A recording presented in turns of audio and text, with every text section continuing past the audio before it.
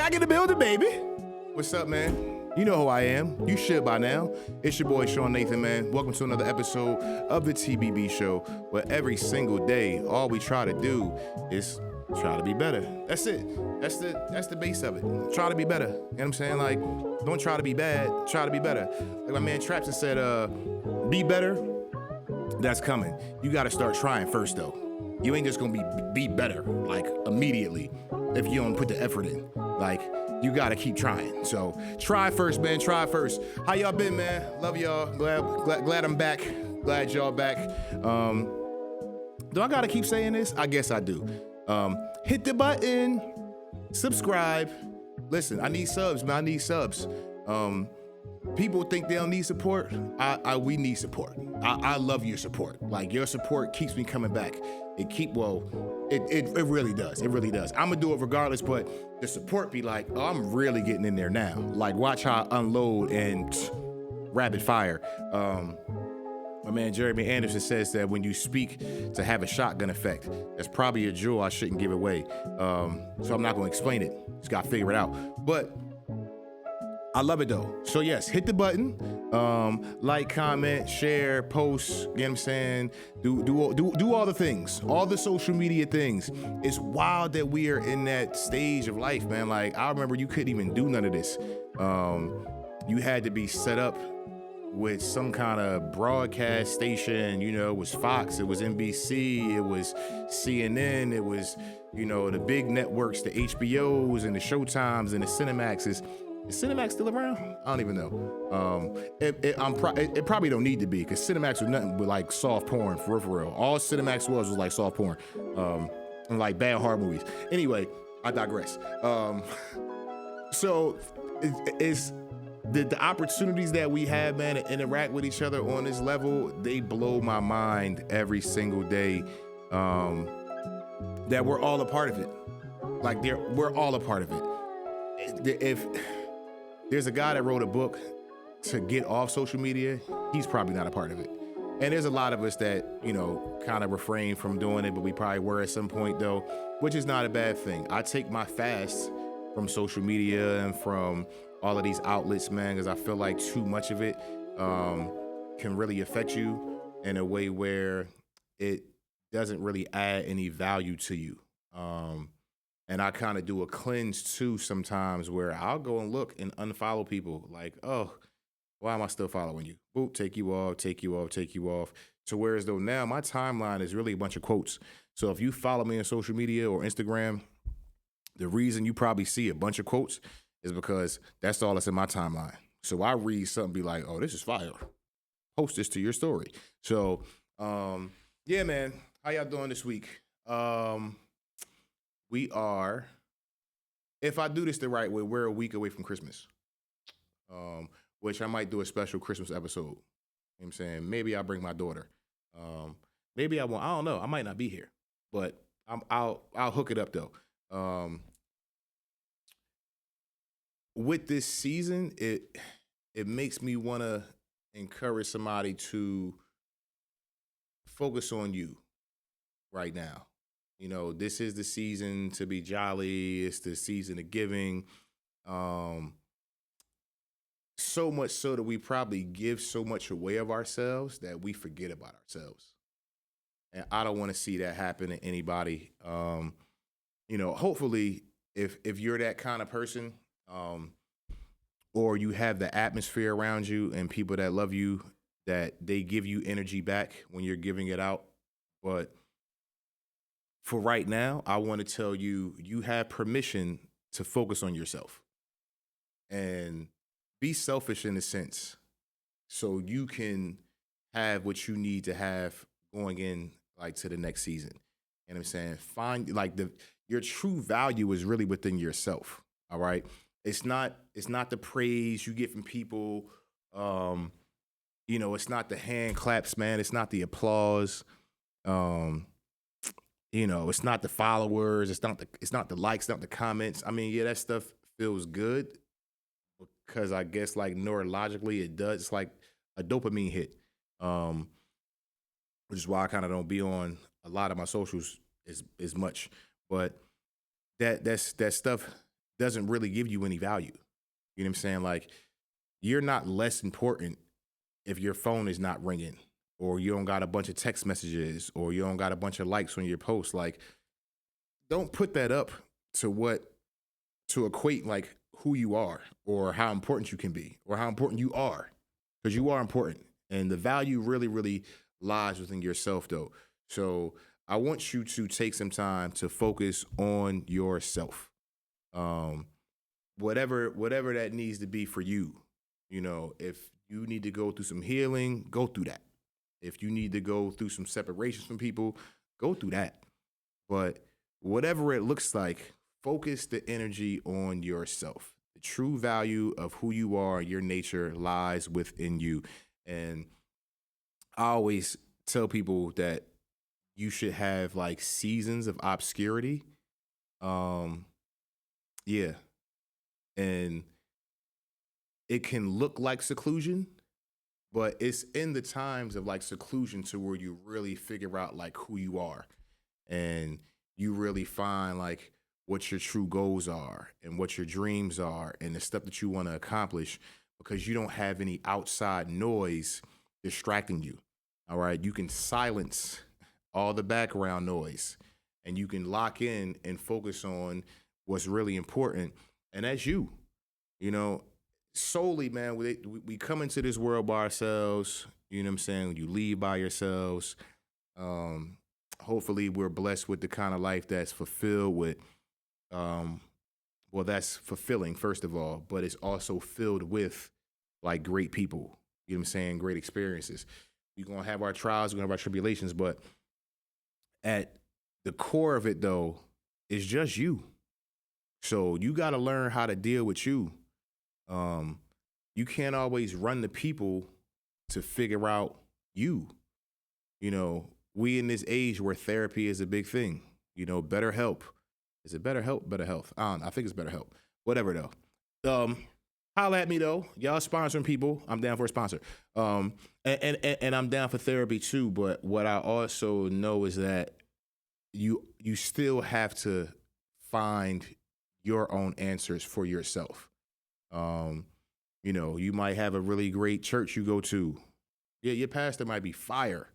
Like PMJ, Pastor Michael Todd, Keon Henderson, like these dudes is fire, bro. Like fire. I stay locked in with them and they give me so much encouragement, but they can't answer all my questions though. For me, they can't tell me about me. They can help me kind of search for me through scriptures and breaking down sermons and giving a great word. But when it's all said and done, though, it's just you. So you have to tap into you. Like, you are the prize. You are the gift. Like, you are what's valuable. Take that time for yourself, man, to acknowledge that. You know, it's going to be a lot happening in the next couple of weeks as we get closer to this new year. Friends going to want to go out. They going to want to party. You know, they going to want to spend money on gifts. And it's going to be a lot of background noise. And it's going to be people like, well, for New Year's, I'm going to do this, and resolutions and ideas floating around. Yo, obscurity. If you can, don't really place yourself around a whole lot of people at the end of this year. That's my challenge. I'm gonna probably start giving y'all challenges week by week or season by season. My challenge for you for these next like 2 to 3 weeks, I think it's gonna be like 2 weeks left. Obscurity, like silence the background noise. Don't listen to everybody else's resolutions, everybody else's business plans, what they got for their mama for Christmas, you know, the kind of cars they want to drive. Like, silence it. Focus on what you need to do so that way it's authentic. The problem when you have too much noise going on, you don't know what your authenticity is. You don't know if it's truly coming from you or whether it's a fabrication of something somebody else said. And it's not a bad idea to be able to get ideas from other people, but you have to cultivate them to make them yours, though. But don't be going out stealing people's stuff, though. Don't just be a jacker. I mean, I'm saying ideal jacker, dream jacker, goal jacker, business jacker. Like, no, do your own thing. You know what I'm saying? Have your own identity. but you only really develop your own identity in the dark though. You know what I'm saying? It's like a photograph. And y'all probably heard this before, because I've heard it before. Which is why I like old school photography. When we had dark rooms, you take the picture with the camera, but you don't know what comes out though. You don't even know what the picture looks like. You got an idea because you took it, but until it's developed, which happened in the dark, then you see what the actual image is. So develop yourselves, man. Like, and I'm not saying go to a dark place. I'm just saying that you might have to refrain from being in the limelight of people, in certain environments, in certain atmospheres. You know what I'm saying? Like, have a season of obscurity. And some seasons are longer for people. You know, usually when I go obscure, I usually only need about a week, maybe two. Anything longer than that, I'm really, really searching for something that I know God has told me, like, yo, bro, chill for a month. Like, take 30 days and turn the phone off. Like, he's telling me right now in this season, stop watching so much TV. I don't know why. Because I watch a lot of TV, but like, I know why though, is because he wants to get something to me. So that's my obscurity. Like, I need to get more into my word. I need to really knock these books off that I have laying around that I haven't jumped into yet. So everybody's season is different on how long it takes you to be obscure, but I think we all need it though. Because for the most part, we just filled with so much stuff, and there's always somebody around. You know, you go to the gas station, people at the pump, there's people in line. You go to Target to get some body wash. You got folks running around there. You go to the gym. Like, you can't really miss people. You know what I'm saying? You go to work. Unless you are, what is it, agoraphobic? Yeah, and you sit in the house all day, every day, you're going to be around people. But as you're around people, though, you can consciously say, this is my obscure season. So I don't have to engage in every single conversation that happens at the water cooler. Like, I don't have to hit every Thirsty Thursday. I don't got to go out every weekend right now. You know, if I got a gym in my complex, I might use that just so I don't have the energy and distractions that come when you in a public gym. You know what I'm saying? Like, so whatever your obscurity looks like, please take it, because focus on you and the value that's in you. All right. And don't let it have to come from outside resources. I don't know what my love languages are. I know how I give my love languages. Like, I'm a gift giver. And I'm like, words of affirmation. I give people like praise, but I don't really know what mine are though. Because there's nothing you can really get me that I don't already have. Unless you got a couple million. You got a couple M's, though. You got some M's? I don't have that yet. So, yeah, you want to give me some M's? I'll take that.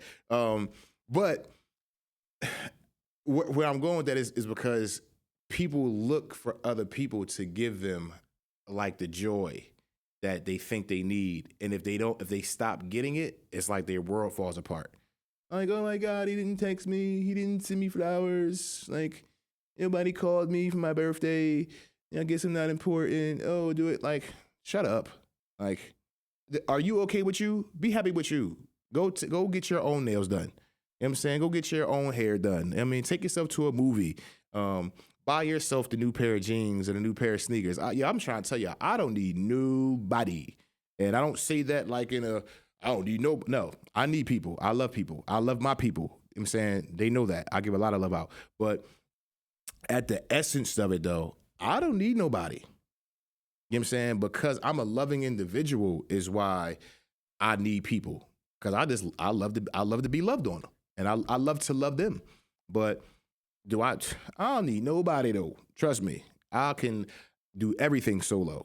Gym, movies, cook, clean, read, exercise, take hikes, go to yoga, meditate, gun range, whatever it may be. I can do stuff solo. Some of y'all don't know how to be solo. Like, you just always need somebody. Like, and you needy. And your people know you needy too. Like, I mean, take some time for yourself, because they probably tired of you too. They just don't want to tell you that, because they know how needy you are. It's going to hurt your feelings. You can be like, oh my God, you mean I'm so needy? Yes, you probably sound like that too. So You don't really need everybody. I'm seeing something. But anyway, um, self analyzation, man, like and self value, like you're worth it. Like you have the jewels. Um, I said this a couple weeks ago, man. Like comparing yourself to people is what happens when you around too many people and you lose the true nature of appreciating yourself. You know what I'm saying? Like as we close this year out, man, like appreciate yourself. All right. I think without being able to appreciate yourself, you don't really appreciate anybody else. And if you do, it's false. And it's what's the word for that? It's like it's like a crutch. You're like a leech to them. You know what I'm saying? You feel like you need that person or that thing, and if you don't have it, like you fall apart because you don't really know who you are. You don't really appreciate yourself. So I think authentically to be able to love properly and appreciate people properly and give good positive energy and receive it, you have to really, really give it to yourself first. Um, it starts with you. It really all starts with you. You know, you want to be a good spouse, it starts with you. You want to be a good parent, it starts with you. You want to be a good friend, it starts with you. You want to change your situation, it starts with you, period. You know, and then you begin to bring people in. I don't think God really sends you people yet in life until you're ready, until you're prepared. Like, He'll align the team for you that has the abilities to do what they need to do to help you along the way when you're ready, though. You know, if you're not ready, it's a waste and you're wasting the person and you're wasting their resources. And then you back to square one anyway. So you have to get ready first. So as we come to the close, get ready. Like there's a shift that's going to happen. Um, a lot of y'all were thinking about like the election. I'm so far off that I'm just glad the commercial stopped and the text messages stopped because my phone was going nuts. And I'm like, how did it even get your number? Is the first thing. I have no idea. Whoever's behind that, it needs to stop. Like, blow the building up. We don't need no more text messages. Stop the commercials. I'm glad that's over. But people are thinking about that. You know, I think that's going to cause a shift once that kind of happens. But I don't really pay too much attention to it because not to say I don't see the effect that it has directly on me because I know it does in some way. But I stay so focused on myself that I don't care about that. I'm gonna challenge you to do the same thing. Stay so focused on yourself that every outside thing that happens, it don't really matter. Unless somebody's like trying to run your car off the road or stick a gun in your face or take food from off your table or mess with your family or something like if it don't really directly affect you, does it really affect you?